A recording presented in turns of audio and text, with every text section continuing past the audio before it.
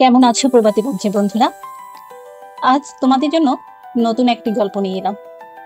আমার গল্পের নাম সুখের রাজ্য। এক ছিল রাজ্য, রঙিন আর হাসি, ভালোবাসায় মাখা ছিল রাজা রানীর বাসী।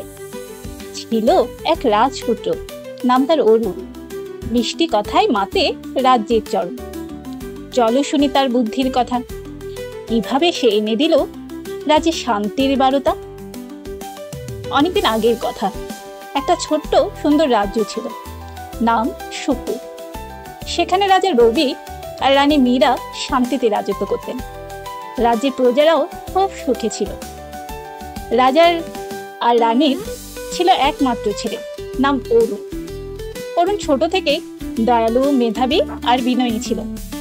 রাজা রানী ছেলেকে শিখিয়েছিলেন সব সময়ে সত্য বলবে, দয়ালু হবে এবং কখনো অহংকার করবে না।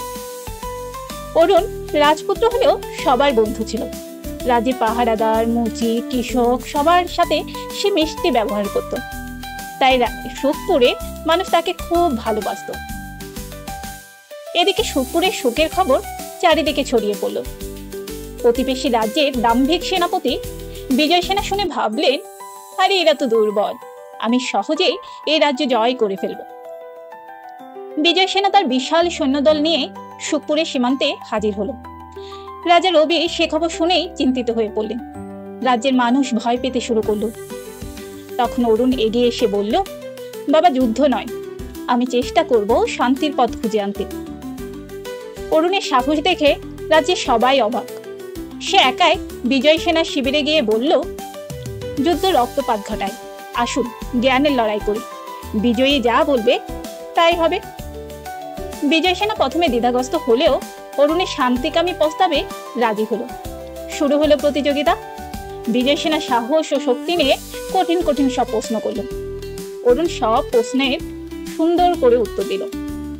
এরপর সে প্রশ্ন শুরু করলো অরুণ, এবং প্রথমেই অরুণ জানতে চাইল, শক্তি দিয়ে শরীর জয় করা গেলেও মানুষের মন জয় করা যায় কি দিয়ে, বলুন তো সেনাপতি। বিজয় সেনা অনেকক্ষণ চিন্তা করে কোনো উত্তর দিতে পারলেন না। অরুণ তখন মৃদু হেসে বলল, ভালোবাসা আর সম্মান দিয়ে।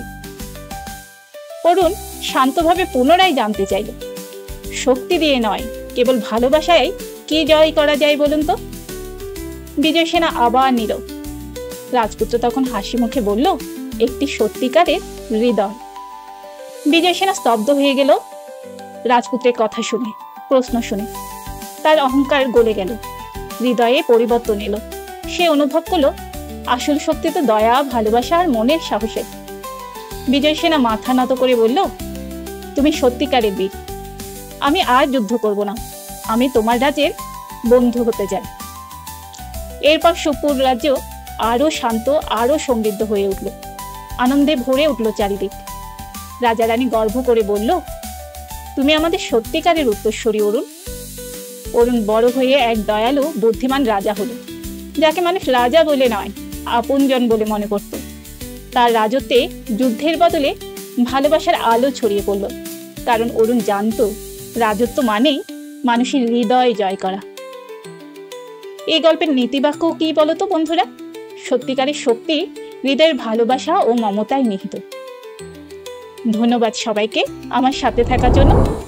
আমার চ্যানেলকে সাবস্ক্রাইব, লাইক, কমেন্ট এবং শেয়ার করে সবাইকে ছড়িয়ে দিতে ভুলো না কিন্তু।